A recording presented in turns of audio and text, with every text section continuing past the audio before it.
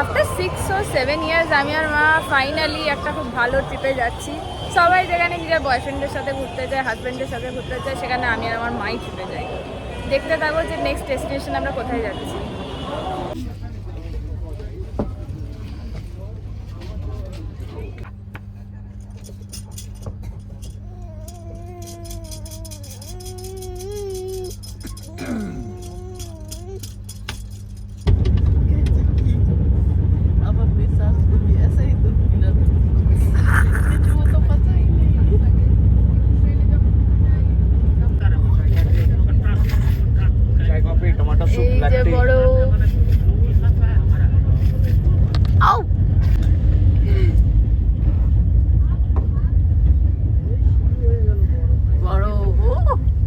মা এখান থেকেই মনে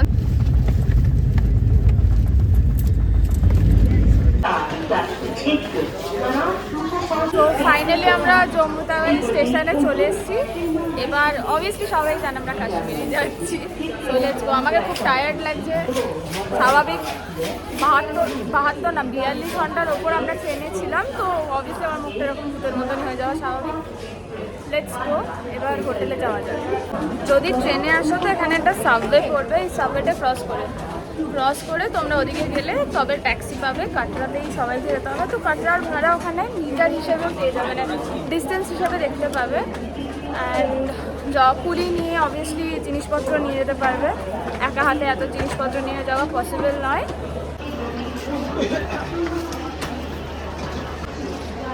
You can see I had came outside of the station and সামনেই এখানে এসি ট্যাক্সিস অল পাওয়া যায়। ওখানে মিটার হিসাবে ওরা চার্জ করে। আমাদের আই থিঙ্ক 2 to 3K মতো লাগবেই যে কোনো জায়গা ওখানে মানে যেতে গেলে পাওয়া যাবে। কাটরাতেই মোস্টলি সবাই যাবে। সো লেটস সি কি হচ্ছে। অ্যান্ড আমার মা ব্রেভ লেডি একটু করে যাচ্ছে। একদম এখান থেকে ট্যাক্সি বুকিং হয়ে যাবে। আমার মা এদিকে তো মোটামুটি কাটরা অবধি যেতে ওরা 1700-2000 মতো চার্জ করবে। ওটা হবে টাইমিংয়ের ওপর না, অনেক ডিপেন্ড করে যে কোন সিজনে আসছো অ্যান্ড অল। এই যে দেখতে পাচ্ছ। আর কোথাও এখানে শেয়ারিংয়ের কিছু নেই, তোমাকে যেটাই করতে হবে এখানে পুরোটাই দিয়ে করে দিতে হবে, মানে তোমাকে পার্সোনালি করতে হবে। আর এইখানে ট্যাক্সি অপারেটার্স ইউনিয়নের সাথে কথা বলে আপনারা অন্য প্যাকেজ সিস্টেমেও নিতে পারেন। যদি কোনো ট্রিপ বাগেরা হয়তো কথা বলতে পারবে এটার জন্য।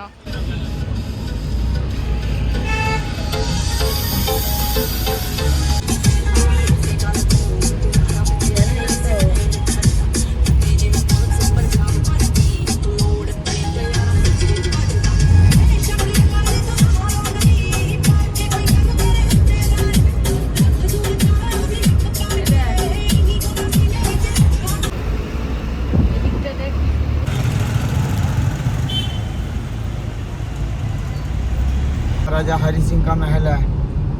कौन सा वाला? महाराजा हरि सिंह थे ना, हाँ हाँ, उनका महल है। कहाँ कहाँ? वो इस साइड पे पीछे है, बैक साइड में।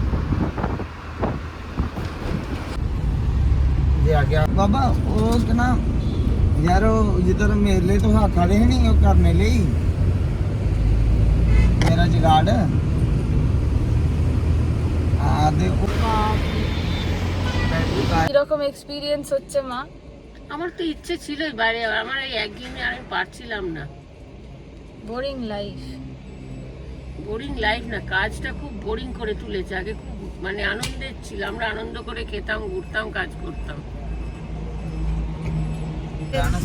वैष्णो देवी? हाँ जी। वो थोड़ा सा क्लियर। 2019 में हम लोग को आए थे, जब लाइटिंग चलेगा तब एकदम मस्त लगता है यहाँ पे।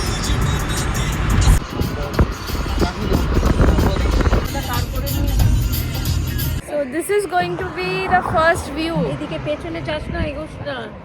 বেঙ্গলি মমস এগিয়ে গেলে মুশকিল না। দেখবে মনে হচ্ছে আমি সারাদিন সিনিয়র দেখবো আমার মায়ের জন্য। একটা কেউ আমাকে দেখছিল, মা এমন একটা রিয়াকশন দিলে চলে গেল। কি দুটো ছেলে দেখছিল এরম এরম করবো।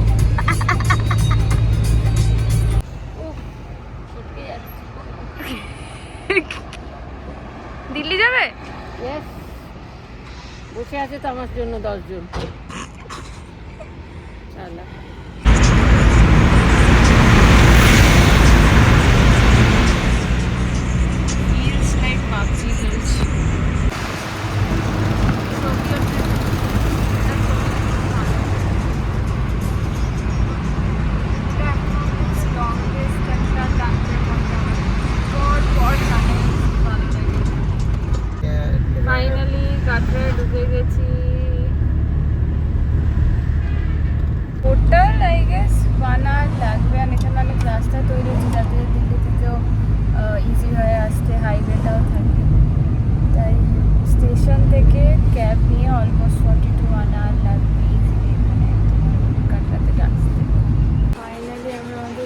যে রেসিডেন্সি টায়ার সি রুম কীরকম।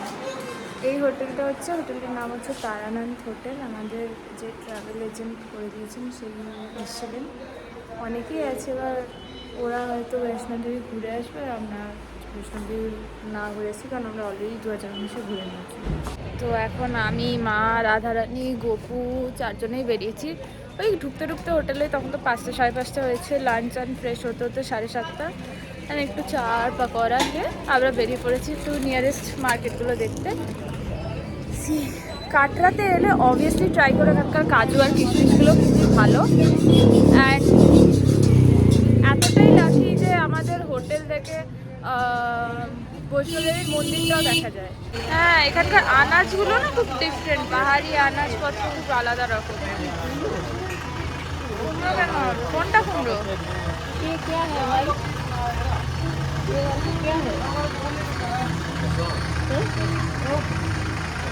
लौकी आलूগুলো গোল গোল কদ্দু এটাকে পুরি বলে, ওটা লৌকি ফুল ওটা। সব কিছুই মোটামুটি আছে, খুব লোকাল মার্কেট যেরকম হয় এখানটাও সেরকম, কিন্তু খুব চাপে, একটু দেখে বুঝে চলো, না হলে হারিয়েও যেতে পারো। তবে এখানকার ফুচকাগুলো কি ছোট্ট ছোট্ট, আমি যদি দেখাতে পারতাম তো বুঝতে। ফুচকে কাটরাতে যারা যারা ফার্স্ট টাইম আসছো তারা তো জানো না, বাট এখানে কিন্তু চিকেন অ্যালাউডই না। এখানে কোনো রেস্টুরেন্ট কোথাও চলে যাও চিকেন পাবে না, তাই যাই খাবে, খেতে না চাইলেও ভেজি খেতে হবে। এই যে বাড়িটাতে যেন সাদা সাদা লাইট জ্বলছে, কিন্তু পাহাড়ের ওপর দিয়ে বৈষ্ণোদেবী যাওয়ার যে রুটটা ওইটাই। সো আজকে আমাদের ডিনারও হয়ে গেছে। অ্যান্ড যেহেতু দুদিন ধরে টানা ট্রাভেল ছিল, খুব হেক্টিক ছিল, তো আজকের ভিডিও এইটুকুই। কালকে দেখা হবে নতুন জার্নি আর নতুন লোকেশনের সাথে। Thank you.